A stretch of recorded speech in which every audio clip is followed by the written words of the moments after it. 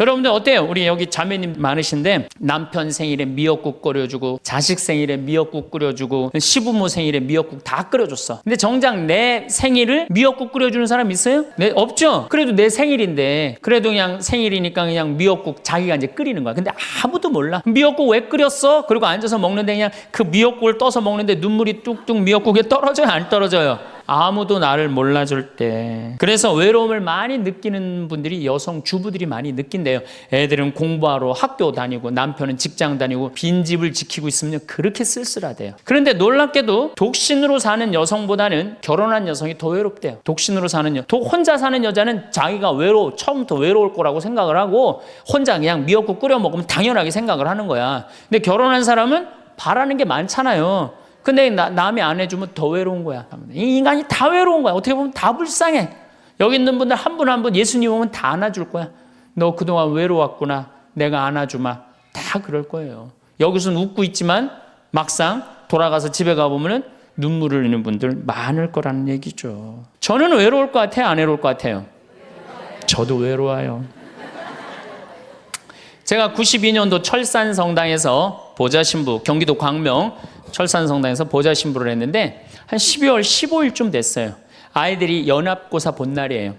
그래갖고 저녁 먹고 이제 성당을 이렇게 산책을 하는데 지하실에서 뭐 난리도 아니에요. 뭐 의자 부시는 소리에 뭐 비명 소리에 정신이 하나도 없더라고요. 그래서 내려가서 보니까 아이들이 소주를 먹고 어떻게 하느냐면은 뭐 난리도 아니야. 뭐 자기네들끼리 의자를 부시고 끌어안고 울고 별놈이 다 있더라고요. 별놈이 다 있어갖고 니네들 도대체 왜 그러느냐. 저는 중학교 아이들이 술 먹고 담배 피는 거 내가 본당 신부할 때 나한테 걸려도 난 한 번도 혼낸 적이 없어요. 애들 왜 혼낸 적이 없냐면 내가 중고등학교 때 술 담배 다 했거든. 뭘 혼을 내. 그래서 야 니네들 사제관에 좀 올라와 봐라. 신부님이 혼내지 않고 사제관으로 올라오라고 그랬고 딱 앉혔어요. 한 15명을 남자 여자 다 앉아갖고 니네들 도대체 무슨 일 때문에 이렇게 술을 먹고 성당 기물을 부시냐 얘기를 좀 해봐라. 그랬더니 마침 그 아이 중에 한 아이가 엄마 아빠가 이혼을 한 거야. 자기네들끼리 위로해 준다고 마침 시험도 끝나고 소주를 지금이야 18도 19도지만 그땐 24도짜리 소도 아니에요. 중학교 3학년 애들이 그거 먹고 그냥 필름이 끊어진 거죠. 그래갖고 이제 앉혀갖고 그냥 귀양 나온 얘기니 니네들 인생을 한번 얘기를 해봐라. 이제까지 살아온 거. 그랬더니 애들이 그냥 15년, 16년 살아온 인생 그냥 나름대로 그냥 쫙 밤 12시가 넘은 거예요. 그래갖고 오늘은 너무 늦었으니까 니네들 귀양 이렇게 술이 취했으니 집에 가지 말고 신부님 집에서 자라. 사조관에서 15명 다 집으로 전화해라. 만약에 엄마 아빠가 뭐라고 의심을 하면 나를 바꿔줘라. 그래갖고 내가 몇몇은 내 통화를 해갖고 내가 오늘 재울 테니까 걱정하지 말라고. 그리고 애들한테 니네들 술은 이렇게 먹는 게 아니다. 그래갖고 내가 또 꼬냑을 또 한 병 꺼내갖고 한 잔씩 다 따라주면서 아이들하고 정말로 다정한 얘기를 했어요. 그러니까 아이들이 너무 좋잖아요. 술을 먹었는데 혼을 내기를 하나.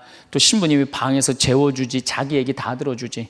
그래서 내가 2월 달에 발령을 받아갖고 떠나는데 가지 말라고. 애들이 일주일 동안 우는 거예요. 가지 말라고. 신부님 우리랑 살자고. 그래갖고 내가 발령 받아가는 애들 발령 받아가는 날 30명이 학교를 안 간 거예요. 가지 말라고. 그래갖고 제가 이제 수원으로 이제 발령을 받아갔는데 토요일만 되면은 전철을 타고 내려오는 거예요. 토요일만 되면은 30명이. 그래갖고 한 주, 2주 오다 말겠지. 그런데 애들이 3개월 동안 계속 내려오는 거예요. 나보고 싶다고. 생각해보니까 이렇게 하면 안 되겠더라고. 이렇게 끌고 다니다가는 10년 후에는 한 3,000명 끌고 다니겠더라고요. 그래서 사제는 본당을 떠나면은 인연을 끊어야 되는구나. 그때 깨달았어요. 그 다음 사제가 정말로 사목을 잘할 수 있도록 떠난 본당에 일체 연락하면 안 되고 떠난 본당 사람들하고 어울리면 안 되는구나. 그때 깨달았어요. 그래갖고 제가 이제 평택에서 이제 비전동 성당이라고 5년 초대 본당 신부를 했어요. 초대 본당 신부 했으니 교우들하고 얼마나 친했겠어요. 그 다음에 경기도 광주에서 능평 성당이라고 거기도 또 초대 본당 신부 5년을 했어요. 10년을 본다고 신부라고. 제가 지금 강원도 평창에 이제 갔잖아요. 6년 전에. 평창에 갔는데 내 첫 영명 축일 때 교우들이 신부님 축일 축하한다고 몇 명이나 왔냐면 200명이나 온 거예요. 기분이 너무너무 좋더라고요. 이야, 나를 잊지 않고 이렇게 200명이나 와줬구나. 그렇지만 저는 연락은 안 해, 개인적으로. 근데 둘째에 150명으로 줄어들었어요. 내 축일에. 셋째에는 100명으로 줄어들더라고요. 뭐 계속 연락은 안 하니까 넷째에는 50명으로 줄어들었어요. 작년에는 30명으로 줄어들더니 올해 내 축일에는 17명이 딱 앞에 그냥 쭉 한 줄 앉아 있는데 외롭더라고요. 근데 사실은 그 200명에서 17명까지 줄어들 때 누가 연락을 안 하고 산 거예요? 내가 연락 안 하고 산 거예요. 사실은 그 외로움을 누가 먼저 만들었냐면 내가 먼저 만드는 거예요. 여러분들 외로운 분들 보면은요, 사실은 어떻게 보면은 다 본인이 담을 쌓고 살기 때문에 외로운 거지, 본인이 마음에 담을 허물면요 절대 안 외로워요. 근데 담 쌓고 사는 경우 많죠. 형제나 친척이 잘못하면은 내가 니네들하고 연락하고 사나 봐라, 그리고 딱 인연 끊어버리잖아요. 그러니까 우리가 외로움은 점점 우리를 더 힘들게 만들어요. 또 언제 외로워요? 이게 이제 저하고 여러분들하고 공통적으로 느끼는 거예요. 늙어가는 걸 느낄 때, 내가 뭔가 하나씩 뺏겨가는 걸 느낄 때, 그때 외로워요. 내 젊음이 하나하나 떨어져 가는구나. 제가 굉장히 눈이 좋았어요. 1.5, 어떨 땐 2.0까지 나왔어요. 근데 요즘 핸드폰에 메시지가 오면은 일단은 내가 인상을 써요. 인상을 쓰고 이렇게 멀리 보기 시작해. 안 보이는 거, 글자가. 심지어는 내 동창들은요, 돋보기를 쓰는 동창들도 있어요, 벌써. 그래서 너 왜 돋보기를 쓰냐고 하니까 노안이 와갖고 신문이 안 보이는 거예요. 그 돋보기를 쓰고 있는 동창을 보면요, 슬프더라고요. 늙어가니까. 제가 젊었을 때 몸에 테스토스테론이 흘러 넘쳤어요. 진짜 남자다웠어요. 그래갖고 내가 눈물이라고는 한 방울도 안 흘렸어요. 얼마나 눈물을 안 흘리냐면 고등학교 2학년 때 우리 어머니 아버지가 내가 신학교 들어가기 전까지는 성당에 안 다니셨어요.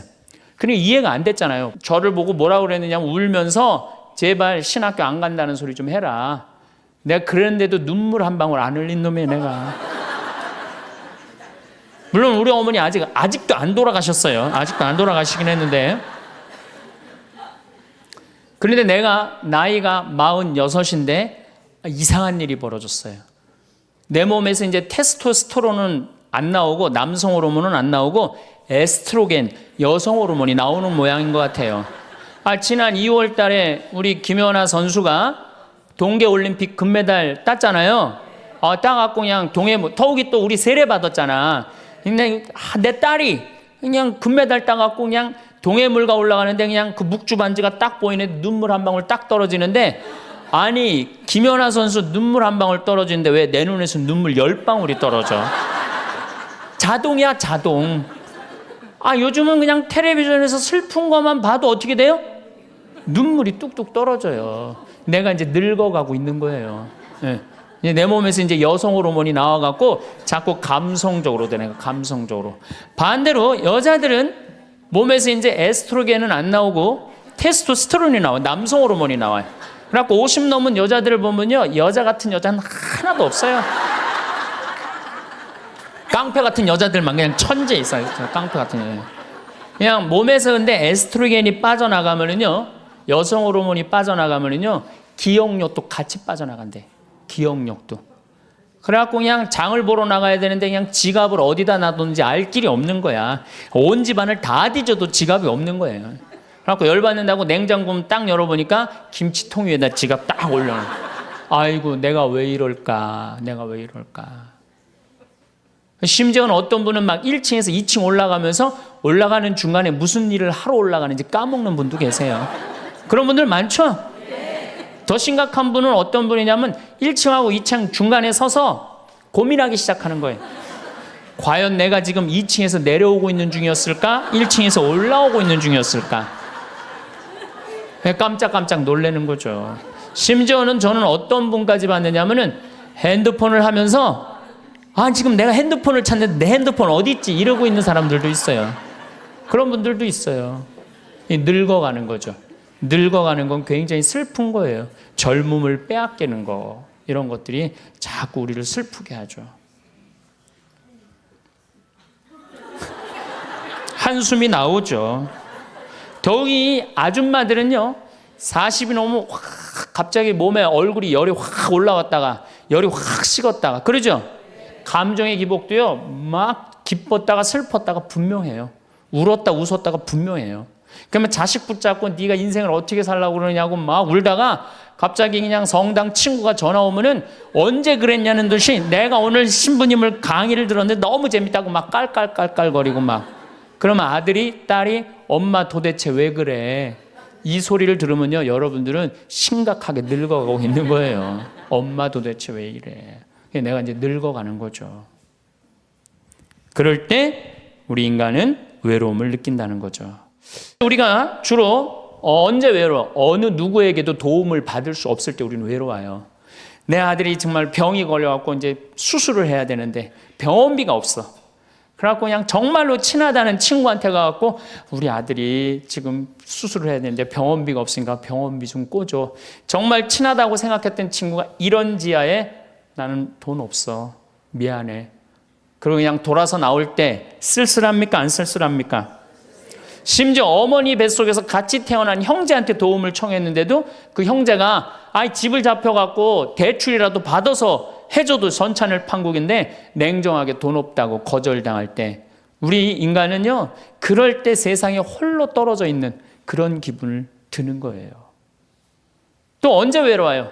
내가 40살, 이제 45, 46이 돼갖고, 애 대학도 들어가야 돼갖고 학비도 지금 등록금도 준비해야 되고 아파트 부금도 보여야 되는데 그냥 직장 상사가 부르더니 해고 통지를 딱 했어. 그럼 이 40대 가장은 얼마나 쓸쓸하겠어요. 갈 데가 아무 데도 없는 거죠. 대학이라고 졸업은 해놨는데 나를 필요로 하는 데가 아무 데도 없네. 아무리 그냥 원서 지원서를 100통을 써도 그냥 나한테 연락해주는 사람 하나도 없어. 이럴 때 나를 필요로 하는 사람이 아무도 없을 때 우린 외로운 거예요. 더욱이 그냥 더 힘든 사람들은 어떤 사람들이에요? 철거민들. 갈 데는 없고 겨울은 다가오는데 그냥 내가 그냥 집을 다 부셔갖고 쫓겨날 때 그들의 그 외로움은 이건 또 이루 말할 수가 없죠. 그래서 인간으로 살아가는 한 외로울 수밖에 없어요. 그래서 하이데거라는 철학자는 뭐라고 하냐면 인간은 세상에 내던져진 존재라고. 내던져진 존재. 여기 여러분들 중에 태어나고 싶어서 태어나신 분들 계세요? 한 분도 없죠? 내던져진 거예요, 세상에. 귀양 내던져질 거면 삼성 이건희 회장님 집에 내던져지든지 아니면 정주영 회장님 집에 내던져지든지 그럼 그냥 팔자라도 편안할 텐데 내던져지고 보니까 그냥 똥구멍이 찢어지게 가난한 집에 그냥 내던져진 거야. 그래갖고 그냥 인생 그냥 피곤한 거죠. 그리고 귀양 태어날 거면은 장동건이나 고소영 씨처럼 얼굴이 잘생기거나 이쁘게라도 태어나면은 얼굴로라도 먹고 사는데 또 가난한 집에 내던져졌는데 얼굴은 또 씹다 뱉은 수제비 같이 생겨버렸네. 요즘은 그냥 막 텔레비전 막 이런 시대 아니에요. 그래갖고 그냥 키 크고 잘생기고 막 이런 거에 그냥 뭐든지 그냥 사람들이 그냥 눈이 멀어 있잖아요. 근데 그냥 생긴 건 씹다 뱉은 수제비 같이 그냥 이렇게 살아가는 사람들은 인생을 힘들게 살아갈 수밖에 없다는 거예요. 그런데 그런 사람들이 95%가 그렇다는 거예요. 95%. 저나 여러분이나 내가 항상 하는 얘기지만 내 얼굴 이거 씹다 뱉은 수제비 같이 생겨갖고 이거 얼굴로 먹고 살기는 틀린 거죠. 다 평범하게 태어나는 거죠. 또 우리 언제 외로워요? 말이 안 통할 때 외로워요. 남편하고 말이 안 통할 때, 자식하고 말이 안 통할 때, 특별히 가족 간에 말이 안 통할 때 참 외로워요. 제가 미국에 강의를 한 2년 동안 이렇게 쭉 다녀보니까 깜짝 놀라는 일이 있어요. 엄마 아빠는 영어를 못하고 애들은 영어만 하는 거예요. 그러니까 애들은 그냥 막 영어를 너무너무 잘하고 애들 하는 말을 엄마 아빠가 못 알아듣는 거예요. 그러니까 엄마 아빠하고 말이 안 통하는 거 애들하고 기본적인 거 밥 먹어라 학교 갔다 와라 이거 외에는 말이 안 통하는 애들이 참 많더라고요. 정말로 그건 이제 점점 외로워지는 거죠. 우리 생태마을에 교감 선생님이 3개 국어를 해요. 생태학교라는 걸 운영하거든요. 3월 달부터 12월 달까지 우리 농사 짓고 기숙사 생활하고 생태 영성 배우고 이런 생태학교를 운영하는 이제 교감 선생님이 미국에서 스카웃을 해왔어요. 스카웃을 해왔는데 이 교감 선생님 아들이 미국 컬럼비아 대학 4년 장학생이에요. 미국에서 태어난 거죠. 나도 한번 만나봤는데 애가 굉장히 괜찮아요. 근데 애가 이제 아버지 생일날 카드를 보낸 거예요. 한글을 배워서 삐뚤삐뚤한 글씨를 써갖고 편지를 보냈는데 딱 3줄 보냈어요. 아버지 사랑합니다. 아버지 생일 축하합니다. 그리고 맨 끝에 뭐라고 썼느냐면은 네 아들 윤진이가 이렇게 해서 보냈더라고요. 말이 안 통하는 거지. 말이 안 통하는 거지. 한국에서 보면은 그런데 이게 미국 사회에서만 서로 말이 안 통하는 게 아니야. 한국에서도 퇴근을 했는데 부인이 남편을 투명인간 취급하는 부인들 많아요. 들어오거나 말거나 말도 안 하고 그냥 밥 차려놨으니까 먹으라고 그러고 사람 그냥 투명인간 취급하는 경우 많죠. 그렇죠? 자식들도 집에 와서 엄마 아버지한테 다소곳하게 하지 않고 자기 방에 쑥 들어가고 하루 종일 한 가족이 집에 살면서 5분 이상 대화를 안 한다는 거 아니에요. 이게 말이 안 통하니 이 집이 외롭겠어요? 안 외롭겠어요? 모이면 하루에 있었던 일 얘기하고 서로 그냥 다정하게 대화를 나눠야 되는데 우리가 지금 말이 안 통해 서로.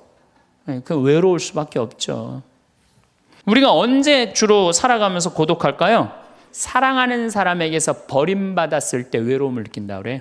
사랑하는 사람. 부모님한테 버림받은 사람들 많죠. 부모님한테 버림받은 사람들 얼마나 많아요. 요즘 보육원에 그냥 자기 아이 버리고 그냥 가는 부모님들 얼마나 많아요. 그리고 이혼하고 그냥 엄마가 보따리 싸들고 그냥 도망가는 엄마들 얼마나 많아요. 그런 아이들 상처가 얼마나 크겠어요. 세상에 천하에 엄마가 나를 버렸다. 아버지가 나를 버리고 갔다. 그들의 마음의 상처는 이루 말할 수가 없죠. 또 사랑하는 애인이 배반하고 가버렸어. 사랑하는 애인이 배반하고 가버렸어. 그러면은 아파요, 안 아파요? 아프죠? 친구가 나를 배반하고 가버렸어. 이거 굉장히 괴로운 거예요. 내가 정말로 너무너무 사랑하는데 결혼하고 싶은 정말로 남자가 있어. 근데 부모님이 반대해갖고 헤어져야 돼. 아파요, 안 아파요? 굉장히 아파죠. 그래서 심지어 그 위대한 다윗도 아들 압살롬이 반란을 일으켜요. 아들이 압살롬이라는 아들이 있는데 반란을 일으켜갖고 다윗이 도망 나갑니다. 예루살렘에서 그냥 급히 도망을 나가면서 이런 시를 불러요. 시편 3편에 주님, 저를 괴롭히는 자들이 어찌리 많습니까? 저를 거슬러 일어나는 자들이 많기도 합니다. 하느님께서 저자를 구원하실성 싶으냐? 저를 빈정대는 자들이 많기도 합니다. 이런 얘기를 해요. 그러니까 다윗도 결국은 누구한테 버림을 받기 시작하냐면 아들한테 버림을 받아요. 그리고 결국은 그 아들은 요압이라는 다윗의 총사령관한테 표창에 맞아 죽고. 그러니까 얼마나 아프겠어요. 인간은 어떤 종류의 인간이든지 이런 아픔 속에서 살아갈 수밖에 없다. 사랑하는 사람을 만날 수 없다는 사실, 숨을 쉴 수조차 힘든 거죠. 이거를 불가에서는 뭐라고 그러냐면 애별리고라고 그래. 애별리고. 사랑하는 사람하고 헤어지는 고통. 이게 가장 큰 고통이라고 그래요. 우리 신학생들 참 나는 우리 신학생들만 보면은요 너무너무 거룩하고 아름답고 순결해요. 고등학교 3학년 딱 졸업하고 얼마나 하고 싶은 게 많겠어요. 그런데 하느님의 나라를 위해서 신학교 딱 들어갔단 말이야. 그러면 신학교 1, 2학년들 보면요 너무너무 순수하고 아름다워 보여요. 나만 아름다워 보이겠어요? 여러분들 보면 이쁘겠어, 안 이뻐? 우리 신학생 1, 2학년 학사님들 보면 이쁘죠? 여러분들만 이쁘겠어요? 20살, 21살 된 여자애들은 이쁠 것 같아요, 안 이쁠 것 같아요? 신학생들이 너무너무 매력이 있잖아요. 그래갖고 가까이 가고 싶고 자꾸 만나고 싶단 말이야. 고등학교 때까지는 공부하다가 모르다가 그냥 신학생들도 딱 신학생이 돼갖고 그냥 이쁜 아가씨가 자꾸 옆에 있으면 마음이 끌릴 것 같아요, 안 끌릴 것 같아요? 끌릴 수밖에 없어요. 사람은요, 어쩔 수가 없어요. 그래갖고 한 2년 만나다 보면은요, 이게 이때부터 갈등하기 시작하는 거예요. 내가 사제가 돼야 되는데 왜 자꾸 저 여자한테 마음을 빼앗기나. 그래갖고 그냥 그때부터 고민하기 시작하는 거예요. 하느님을 선택할 것이냐, 여자를 선택할 것이냐. 그래서 신학교에서는 재미난 말이 있어요. 2말 3초라고 그래. 2학년 말, 3학년 1학기, 3학년 초, 요때가 가장 신학생들이 갈등을 많이 할 때예요. 그래갖고 이때 여자를 떠나보내면 이제 4학년, 5학년 쭉 군대 가면서 이제 사제 길로 가는 거예요. 근데 이때 그냥 이 여자를 따라가면 이제 신학교 나가는 경우가 많죠. 그래갖고 그냥 그 젊은 나이에 그 피 끓는 뜨거운 애정을 끊고 사제가 되니 애별리고의 고통을 안 겪은 사제가 몇 명이나 될 것 같아요. 그러니까 서푼 때 보면 그냥 누워갖고 그냥 이 깔고 그냥 그 여자 떠나보낸 여자 생각하고 그냥 가슴이 아파서 우는 거예요. 모든 걸 떠나보내야 돼. 인간이 얼마나 그게 힘든 건데요. 그러니까 여러분들 신부님들한테 잘하세요. 괜히 주교님한테 편지 쓰고 그러지 마시고. 예수님은 마지막 날에 제자들이 예수님을 다 버리고 갔어요. 심지어 어떤 제자는 막 옷까지 그냥 삼배 옷까지 벗어 알몸으로 도망갔어. 그리고 오로지 예수님만 혼자 남았어요. 그러니까 예수님 외롭겠어요? 안 외롭겠어요? 외롭죠. 그러니까 예수님은 이런 말씀을 하신 거예요. 하늘에 새도 보금자리가 있고 여우도 굴이 있는데 사람의 아들은 머리 둘 곳조차 없다. 그건 맞는 말씀이에요. 우리가 언제 외로울까요? 아플 때 외롭다 그래요. 아플 때. 구약의 유명한 욥은 온몸에 종기가 나서 사람들이 자기를 무시할 때 이런 노래를 부릅니다. 내 형제들은 내게서 멀어지고 내 친구들은 남이 되어 버렸다네. 친척과 친지들은 떨어져 나가고 집안 식객들은 나를 잊었으며 계집종들은 나를 낯선 자로 여기니 저들 눈에 나는 이방인이 되었다네. 내 입김은 아내에게 메스껍고 내 몸에 나는 악취를 자식들에게 풍긴다네. 어린 것들조차 나를 업신여기고 내가 일어서려고만 해도 나를 두고 비아냥거리네. 내게 가까운 동아리도 모두 나를 역겨워하고 내가 사랑하는 자들도 내게 등을 돌리는구려. 이 아픔은요, 이게 우리 인간이 아직 가장 서러울 때가 아플 때예요. 그건 내 남편도 필요 없고 자식도 필요 없을 때가 굉장히 많죠. 그렇죠? 아플 땐 그래요. 어떤 분이 그런 얘기를 하더라고요. 나하고 나이가 비슷한 분인데 자기가 고등학교 때 엄마가 참 자기를 사랑했는데도 불구하고 하루는 굉장히 토했대요. 근데 밤새 토했는데 엄마가 나 토하는 걸 아는데도 문 한 번 안 열어봤을 때 그렇게 외롭고 쓸쓸하고 지금도 그 20몇 년 전 그 생각을 하면은 지금도 외롭고 섭섭하다는 거예요. 그러니까 우리가 가장 서러움을 많이 느낄 때 언제 서러움을 많이 아플 때 나한테 무심하게 대할 때 우리가 서러움을 많이 느낀다는 거죠. 그래서 시편 69편에 이런 얘기가 있어요. 하느님 저를 구하소서. 목까지 물이 들어찼습니다. 깊은 수렁 속에 빠져 발 디딜 데가 없습니다. 물속 깊은 곳으로 빠져 물살이 저를 지칩니다. 소리 지르느라 지치고 저의 목도 쉬었습니다. 저를 까닭 없이 미워하는 자들이 제 머리카락보다 많습니다. 제가 빼앗지도 않았는데 물어내라 합니다. 저는 제 형제들에게 남이 되었고 제 어머니의 소생들에게 이방인이 되었습니다.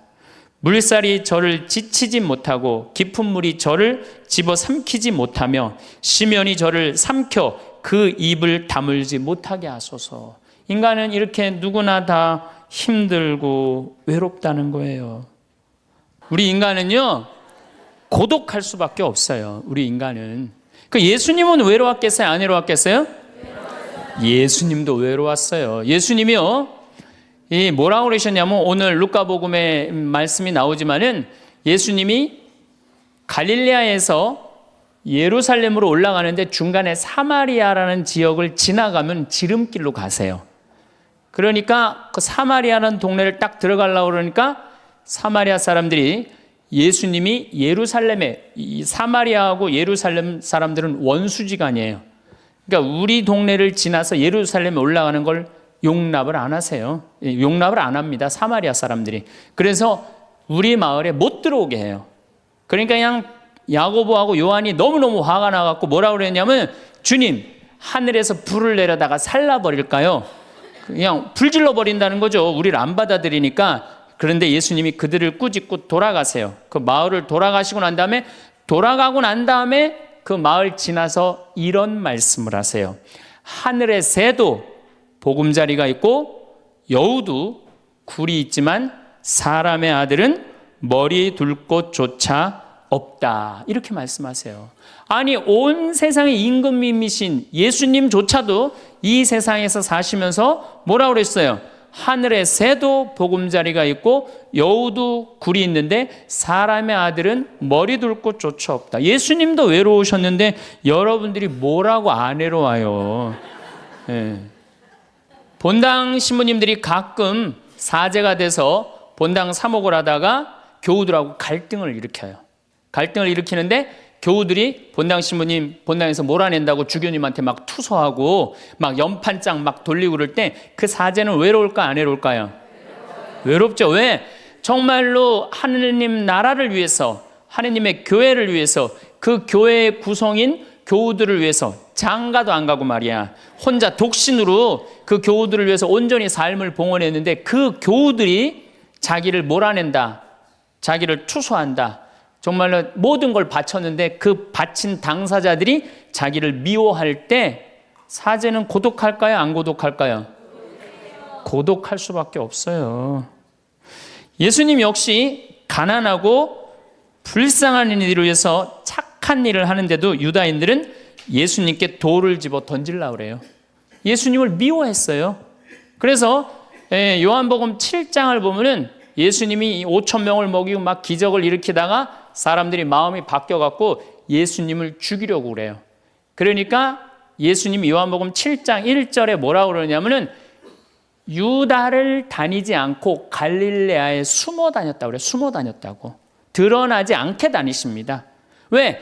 그들이 당신을 미워하는 걸 아시고 예수님이 드러나지 않아요. 그러니까 너무너무 사랑하는데 나를 미워하면은 여러분들 쓸쓸할 것 같아요? 안 쓸쓸할 것 같아요?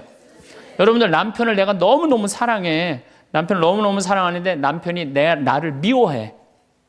내가 남편을 너무너무 좋아하는데 남편이 나를 미워해. 그러면은요, 그거 고독은요, 이루 말할 수가 없어요. 대한민국 사람들이 굉장히 외로운 것 같아요. 대한민국의 명장면이 하나 있어요. 저는 이해가 안 가는 장면 하나 있어요. 대한민국 사람 참 외롭구나. 대한민국 아줌마들이 외롭구나를 느끼는 장면 하나가 있어요. 그게 뭐냐면 연예인들 군대 갈 때예요. 아니, 연예인들 군대 가는데 왜 아줌마 500명이 따라가? 자기 아들 군대 가는 것도 아닌데. 그래갖고 그냥 거기다가 막 기다린다고 그러고. 그러니까 어디 마음을 열어놓을 데가 없는데 그 연예인한테 마음을 열어놓고 사는데 그 연예인이 2년 동안 안 보인다고 그러니 얼마나 슬퍼. 그러니까 그 앞에서 우는 거예요. 참 그 슬픈 장면이죠. 이렇게 만만치 않은 인생살이 살아가기 힘들 때 사람들은 극단적인 방법을 택합니다. 너무 외로울 때, 절망이 끝에 달할 때, 키에르케고르라는 철학자는 죽음에 이르는 병을 절망이라고 해요. 절망. 외로움에서 끝에 아무도 내 옆에 없구나, 이런 절망에 할 때 죽음에 이른다는 거죠.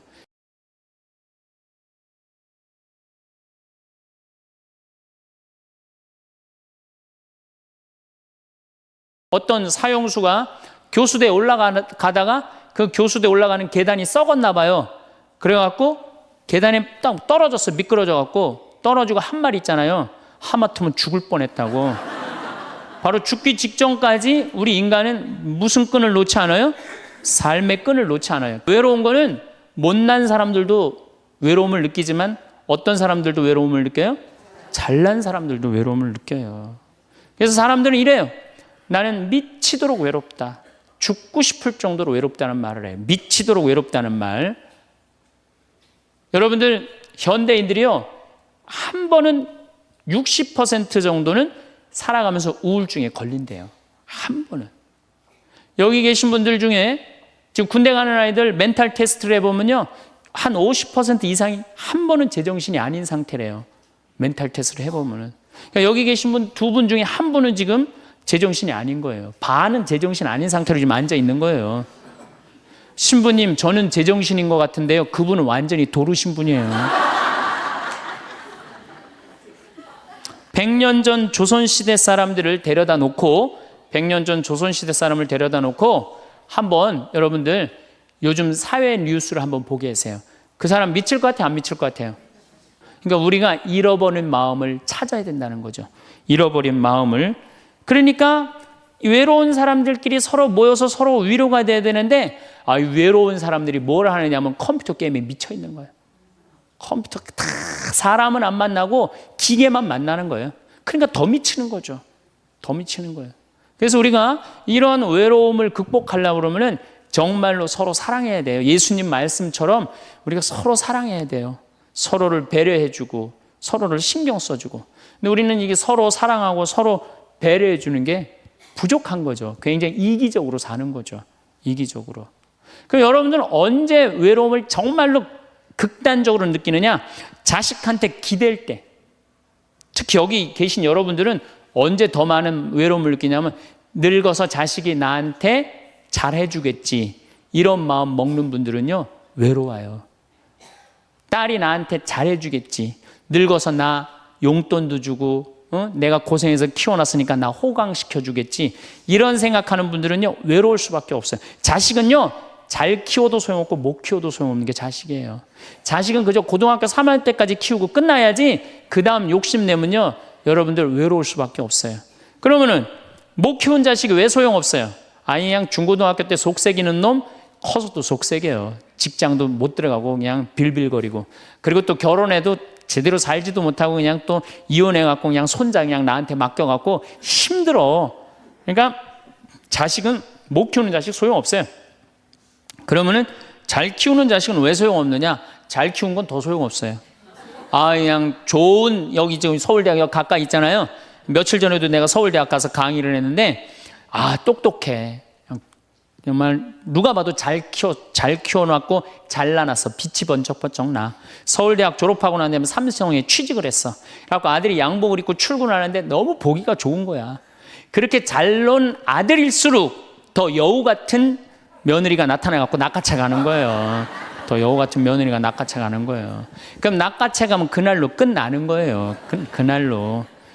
그러니까 어차피 자식은 떠나게 돼 있어요. 어차피 자식은 떠나게 돼 있어요. 그러니까 여러분들 이제는 내가 자식한테 내 인생을 기대한다 생각하지 말라는 거예요. 더욱이 여러분들 자식들 정말로 사랑으로 키워요? 태어나갖고 자식들 사랑으로 키워요? 맨날 방에 가둬놓고 공부해라 그러지 않아요? 맨날 공부해라고. 그래서 여러분들 이 생각만 하면 돼. 내가 어렸을 때 자식하고 다정하게 맛있는 거 먹으러 다니고 놀러도 다니고 그리고 난 다음에 대화도 막 늘 살갑게 한 엄마는 늙어서 자식이 먹으러도 다니고 놀러도 다니고 대화해줘요. 근데 어렸을 때 그냥 방에만 가둬놓고 매일 그냥 공부만 시키고 학원에 그냥 계속 가둬갖고 공부만 시킨 부모님들은 늙어서 자식이 어떻게 할 것 같아요? 방에 가둬놓고 밥만 먹이는 거, 밥만. 그리고 이제 완전히 이제 늙어갖고 움직이지 못할 때 어떻게? 학원에 그냥 계속 가두듯이 이제는 그냥 양로원에 그냥 가둬갖고 그냥 거기서 살라고 그래. 그냥 자식들한테 공부해라 그런 부모님들 이거 심각하게 이거 고민해야 돼요. 그런 분들은 더 외로울 수밖에 없어. 더 외로울 수밖에 없어. 그러니까 보통 이제 초등학교 이제 1학년, 2학년 애들이 막 너무 6, 7살까지는 이쁘다가 초등학교 들어가면 막 공부를 안 하고 그러면요. 애들한테 엄마가 막 폭언을 하기 시작해요. 그래갖고 성적표를 받아왔는데 40점, 50점 이렇게 받아오면은 애들한테 그래요. 너 밥이 넘어가냐고. 어? 네가 잠이 오냐고. 너 지금 텔레비 봐야 되느냐고. 어? 그래갖고 그냥 보통 공부 못하는 애들이요. 성격이 느긋한 애들이 공부 못해요. 내일 시험이라도 걱정 안 하고 느긋하게 있는 애들이 공부 못하는 거예요. 그렇죠? 그럼 그거 보고 있으면 엄마가 불이 나요? 안 나요? 그래서 느긋한 성격 가진 애를 그냥 괴롭히기 시작해. 욕을 해대는 거야. 초등학교 6년 욕을 한단 말이야. 그럼 애가 6년 지나가면 그냥 성격이 삐뚤어져요. 공부 못해도 우리 아들 착하다, 우리 딸 예쁘다, 우리 아들 성격 좋다. 그러면 6학년 때까지 성격 안 삐뚤어지거든요. 근데 6년 내내 엄마가 욕을 하는 거야. 너 같은 인간이 밥을 내가 너를 놓은 게, 내가 너 놓고 미역국 먹은 게 내가 후회된다. 막 이러니 6년 동안 애가 그냥 삐뚤어지는 거야. 이제 중학교 올라가면 더 삐뚤어지는 거죠. 중학교 올라가면 엄마가 더 극단적으로 아이하고 싸우는 거예요. 그러니까 중학교 되면 애가 엄마랑 같이 있고 싶지 않은 거예요. 그래서 어디 좀 놀러 가자 그래도 어떻게 엄마 아빠나 갔다 오라고 외로울 수밖에 없는 거죠. 고등학교까지 되면은 완전히 빗나가게 되면 심한 아이들은 어떤 경우도 있느냐면요, 정신질환까지 앓는 아이들도 있어요. 심한 경우는. 그래서 보통 엄마들이 어느 정도로 우리가 정말로 한심하냐 하면은 이제 자기 아이가 태어나면은 꿈에 부풀어 있는 거예요. 자기 아이가 천재인 줄 아는 거, 천재. 그래갖고 막 엄마, 아빠 그럼 막 천재가 말하는 것 같은 거야. 막 1살, 2살짜리. 그래갖고 내 아들 천재, 내 딸 천재라고 우유를 먹여도 아인슈타인만 먹여요. 천재 먹으라고. 아인슈타인 우유만 먹는 거야. 애가 그냥. 그래갖고 그냥 초등학교 들어갔는데 이놈이 천재인 줄 알았더니 섞어 놓으니까 아인슈타인 정도는 아닌 것 같아. 그래서 우유를 바꿉니다. 서울 우유로 바꾸는 거야. 서울 우유로. 그래서 서울대학은 가라고 서울로 바꾸는 거예요. 6년 동안 서울이 죽으라고 먹였어. 근데 중학교 올라갔더니 이게 컴퓨터 게임에 빠지기 시작하네. 그래갖고 그냥 성적이 보니까 이거 뭐 영 아닌 것 같아. 그래서 엄마가 마음을 또 바꿔. 연세 우유로 바꿔. 연세 우유로. 연세 우유로. 고등학교 들어가 보니까 이건 뭐 진짜 아니야. 그래갖고 그래도 엄마가 포기를 못하고 무슨 우유를 먹이냐면 건국 우유를 먹어요. 건국 우유를. 근데 사실은 이 우유까지는 괜찮아요. 건국 우유까지 서울에 있는 학교에 가면요, 서울대학이에요. 이 지방에 다 가거든요. 고등학교 3학년 때는 이건 건국 우유도 안 될 것 같아. 그래갖고 그냥 최종적으로 정말로 애절한 마음으로 먹이는 우유가 뭔지 아세요? 저지방 우유예요. 저지방 우유. 지방대학은 가지 말아라. 그러니까 여러분들 자식을 정말로 사랑으로 키우느냐 욕심으로 키우느냐 이거 반성해야 돼요. 그렇게 애를 힘들게 키우는데 여러분들 노년이 풍요롭겠어요? 사랑이 없는 거예요. 사랑이. 정말 안타깝죠. 그래서 우리들이 그 아이들이 자기가 능력이 자꾸 깨져가는 걸 느낄 때 우리는 쓸쓸하고 외롭다는 거죠. 그때 누가 위로가 돼야 돼? 엄마들이 위로가 돼. 우리 아들 괜찮아. 정말 착하고 하느님 찬양하고 하느님 사랑하고 매일매일 성실하면 살면 돼. 그걸 전해줄 때 여러분들 노년은 안 외로워요. 너 같은 걸 내가 낳았으니 이 웬수야. 밥이 넘어가느냐? 이런 분들은 외로울 수밖에 없어요. 창밖으로 스며드는 저녁 햇살을 바라보며 문득 마음 한구석이 쓸쓸해지는 순간이 있습니다. 아무리 하루를 바쁘게 보내도 밤이 되면 찾아오는 고요함 속에서 혼자라는 생각이 밀려올 때가 있지요. 이런 감정을 느끼는 것이 이상한 일일까요? 절대 그렇지 않습니다. 외로움이라는 감정은 마치 그림자처럼 우리 삶에 늘 함께하는 것입니다. 밝은 햇빛이 있어야 그림자가 생기듯 우리가 살아있다는 증거이기도 하지요. 세상에서 가장 행복해 보이는 사람도 가끔은 혼자만의 시간에 외로움을 느낍니다. 많은 사람들에게 둘러싸여 있어도 마음 깊은 곳에서는 쓸쓸함을 경험하기도 하지요. 이는 인간이라면 누구나 갖고 있는 자연스러운 감정입니다.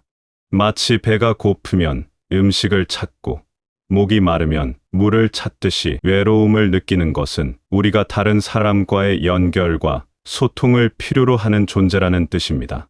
그러니 자신이 외롭다고 해서 자책하거나 부끄러워할 필요가 전혀 없습니다. 오히려 외로움을 느낄 수 있다는 것은 아직 마음이 살아있다는 증거입니다. 다른 사람을 그리워하고 따뜻한 관계를 갈망하는 마음이 있다는 것은 얼마나 소중한 일인지 모릅니다. 돌멩이는 외롭지 않습니다. 나무도 외롭지 않습니다. 오직 마음을 가진 존재만이 외로움을 느낄 수 있는 것이지요. 이 인생을 살다 보면 여러 가지 변화를 겪게 됩니다. 어린 시절에는 부모님과 형제자매들로 북적이던 집도 시간이 지나면서 조용해집니다. 자녀들은 각자의 길을 찾아 새로운 둥지를 틉니다. 이것은 자연스러운 일이지만 남겨진 마음에는 공허함이 찾아오기도 하지요.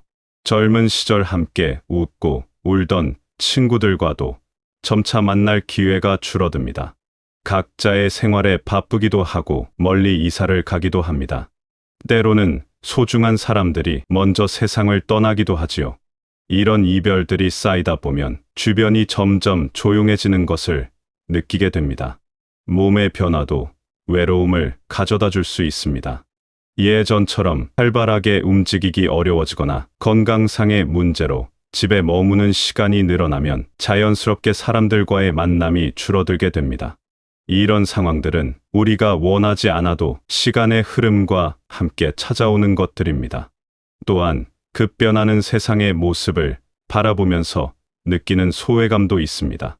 새로운 기술이나 문화를 이해하기 어려울 때 낯이 자신만 뒤처진 것 같은 기분이 들기도 하지요. 이런 모든 변화들은 인생이라는 긴 여행에서 만나게 되는 자연스러운 풍경들입니다. 하지만 이러한 변화들이 반드시 나쁜 것만은 아닙니다. 고요함 속에서 자신을 돌아보는 시간을 가질 수 있고 젊은 시절에는 미처 깨닫지 못했던 삶의 소중한 가치들을 발견할 수도 있습니다. 바쁜 일상에 쫓겨 지나쳤던 작은 행복들을 다시 찾을 기회이기도 하지요. 외로움을 느끼는 것 자체는 자연스러운 일이지만 이를 혼자서만 끙끙 앓고 있으면 문제가 될 수 있습니다. 마치 작은 상처를 방치하면 덧나는 것처럼 외로움도 제대로 돌보지 않으면 마음의 병이 될 수 있지요. 혼자만의 시간이 길어지다 보면 생각이 점점 어두운 쪽으로 기울어지기 쉽습니다.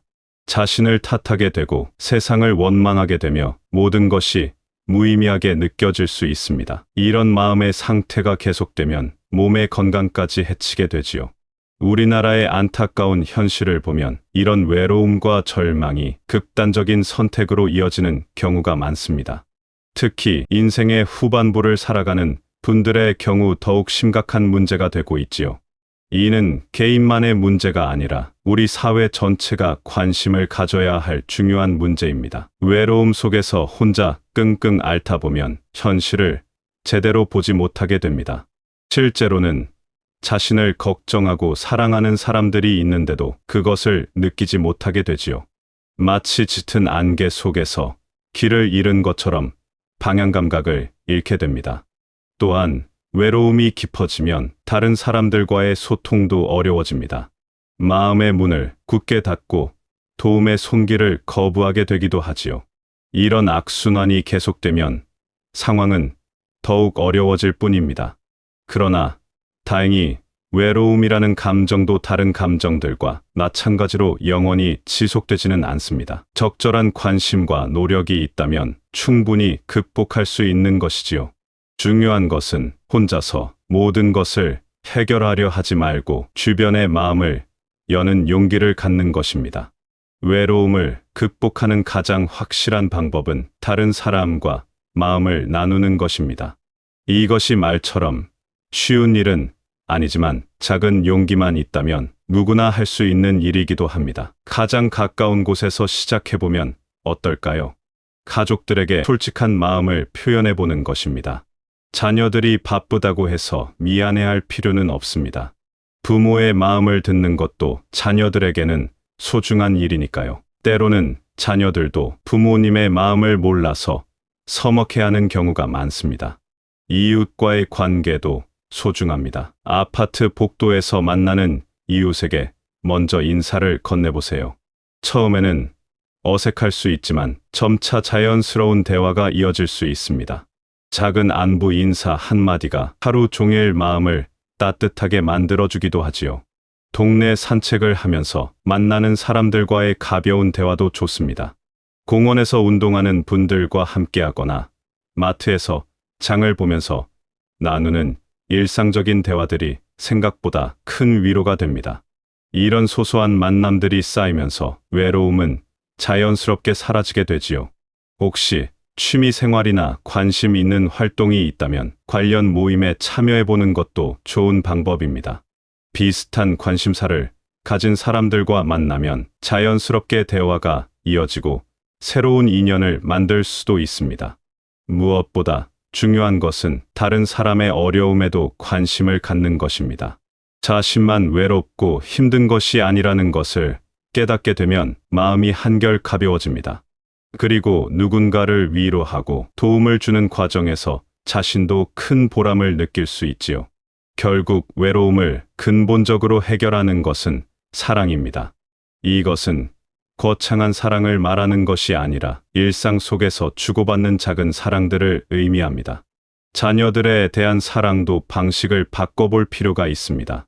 무조건적인 희생이나 간섭보다는 자녀들의 삶을 이해하고 응원하는 사랑이 더 소중합니다. 자녀들이 성공하기를 바라는 마음도 좋지만 그들이 행복하기를 바라는 마음이 더 중요하지요.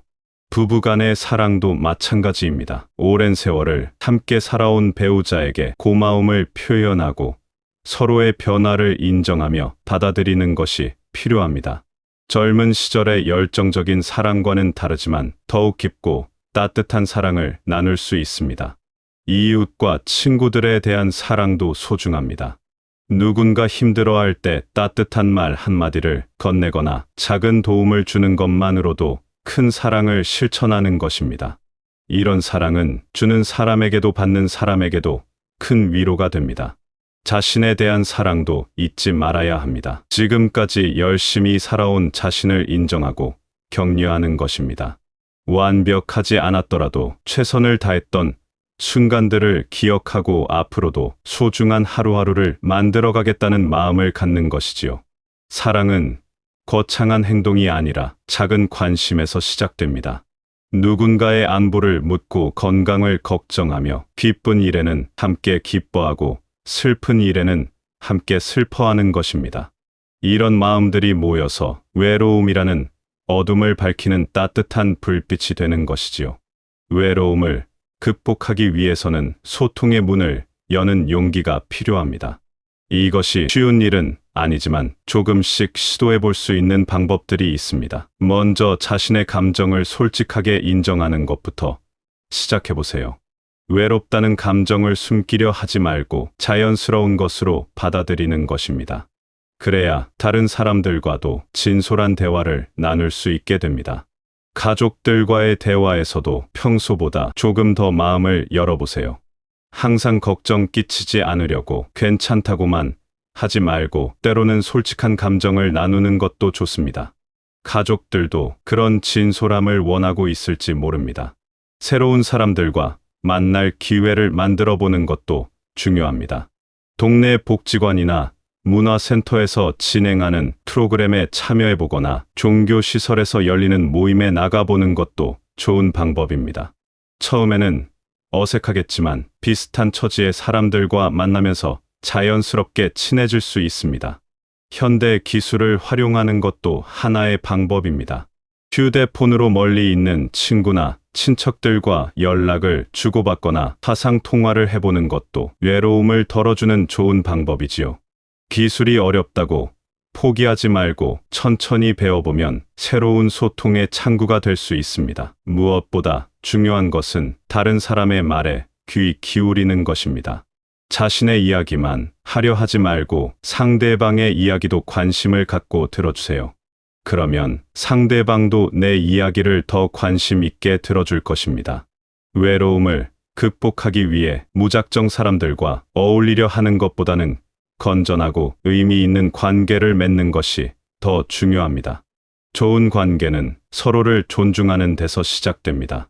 상대방의 생각이나 생활 방식이 나와 다르다고 해서 비판하거나 바꾸려 하지 말고 그 차이를 인정하고 받아들이는 자세가 필요합니다. 이런 상호 존중이 바탕이 되어야 진정한 우정이 싹틀 수 있지요. 또한 일방적인 관계보다는 주고받는 관계가 건강합니다. 항상 도움만 받으려 하거나 반대로 일방적으로 베풀기만 하는 관계는 오래가기 어렵습니다.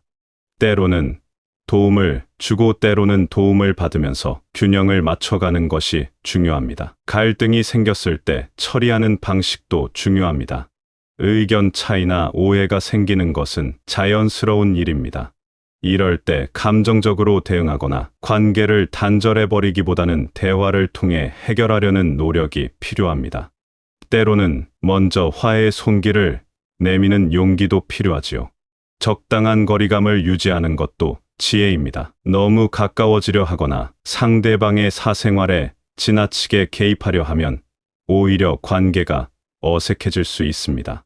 서로의 영역을 인정하면서 편안한 거리를 유지하는 것이 좋습니다. 외로움을 극복하는 또 다른 방법은 일상 속에서 작은 행복들을 찾아내는 것입니다. 거창한 즐거움이 아니더라도 소소한 기쁨들이 마음을 따뜻하게 만들어줄 수 있습니다. 아침에 눈을 떠서 창문으로 들어오는 햇살을 바라보는 것만으로도 하루를 기분 좋게 시작할 수 있습니다. 계절에 따라 변하는 나무들의 모습을 관찰하거나 길가에 피어 있는 작은 꽃들을 눈여겨보는 것도 소중한 즐거움이 될 수 있지요. 좋아하는 음식을 천천히 음미하며 먹는 것도 행복한 순간입니다. 혼자 먹는 식사라도 정성스럽게 준비하고 감사한 마음으로 먹으면 더욱 맛있게 느껴집니다. 때로는 새로운 요리에 도전해보는 것도 재미있는 일이지요. 독서나 음악 감상 같은 혼자서 할 수 있는 취미 활동들도 외로움을 달래주는 좋은 친구가 됩니다. 좋은 책 한 권은 외로운 시간을 풍요롭게 만들어주고 아름다운 음악은 마음의 위로가 되어줍니다. 산책을 하면서 자연과 교감하는 것도 좋습니다. 공원이나 산책로를 걸으면서 새소리를 듣고 바람을 느끼며 계절의 변화를 몸소 체험하는 것은 마음을 평온하게 만들어줍니다. 이 인생의 후반부를 살아가면서 느끼는 외로움 중에는 나이가 들어감에 대한 두려움과 관련된 것들도 있습니다. 이를 자연스럽게 받아들이는 지혜가 필요합니다. 나이가 든다는 것은 단순히 쇠퇴하는 것이 아니라 또 다른 형태의 성장입니다. 몸은 예전만큼 튼튼하지 않을 수 있지만 마음은 더욱 깊어지고 지혜로워집니다. 젊은 시절에는 몰랐던 삶의 진정한 가치들을 깨닫게 되지요. 과거의 자신과 현재의 자신을 비교하며 아쉬워하기보다는 지금 이 순간의 자신을 있는 그대로 받아들이는 것이 중요합니다. 완벽하지 않더라도 지금까지 열심히 살아온 자신을 인정하고 격려해 주세요. 나이가 들면서 할 수 없는 일들이 늘어나는 것은 사실입니다. 하지만 여전히 할 수 있는 일들도 많이 있습니다. 제한된 것에 집중하지 말고 가능한 것들을 찾아서 실행해 보는 것이 더욱 건설적입니다.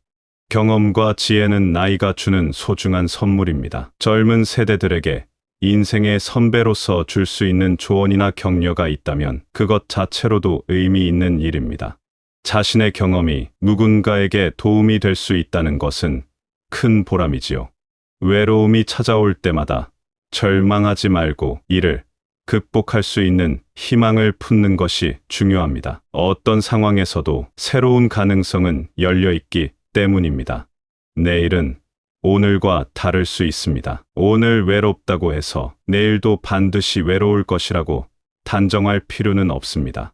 새로운 만남이 기다리고 있을 수도 있고 뜻밖의 기쁜 소식이 들려올 수도 있지요.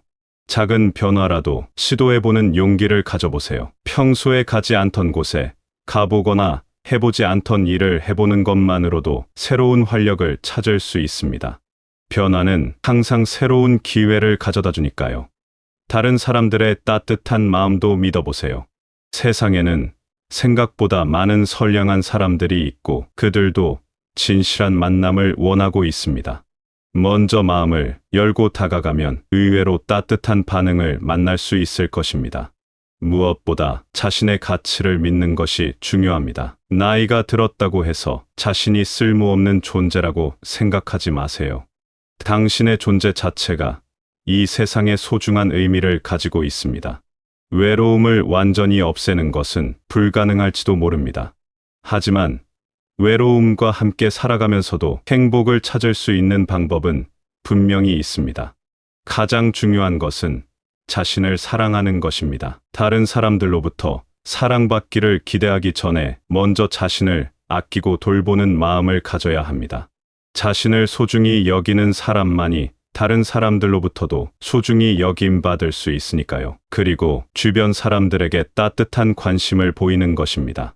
내가 외로우니까 다른 사람들도 나에게 관심을 가져달라고 요구하기보다는 먼저 다른 사람들의 어려움에 귀 기울이고 도움의 손길을 내미는 것이 더욱 현명합니다.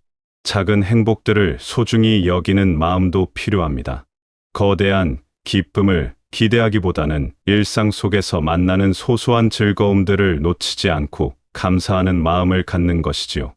용서하는 마음도 중요합니다. 자신을 실망시켰던 사람들이나 상처를 준 사람들을 용서하고 이음보다는 이해하려는 마음을 갖는 것입니다.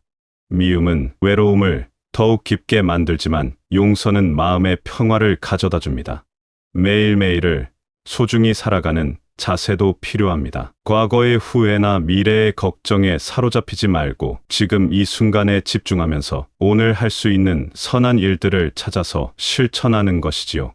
외로움이라는 감정은 우리가 사랑을 필요로 하는 존재라는 것을 일깨워주는 신호입니다. 이 신호를 무시하지 말고 자신과 주변 사람들에게 더 많은 사랑과 관심을 보이는 계기로 삼으면 됩니다. 혼자라고 느껴질 때마다 이 세상 어딘가에는 나와 같은 마음을 가진 사람들이 있다는 것을 기억해 주세요. 우리는 결코 혼자가 아닙니다. 서로의 존재를 인정하고 격려하며 따뜻한 마음을 나누어 가면서 더욱 아름다운 세상을 만들어갈 수 있을 것입니다. 이런 지혜와 용기를 가지고 매일을 살아가시면서 외로움을 이겨내고 더욱 풍요로운 삶을 누리게 되시길 바라겠습니다.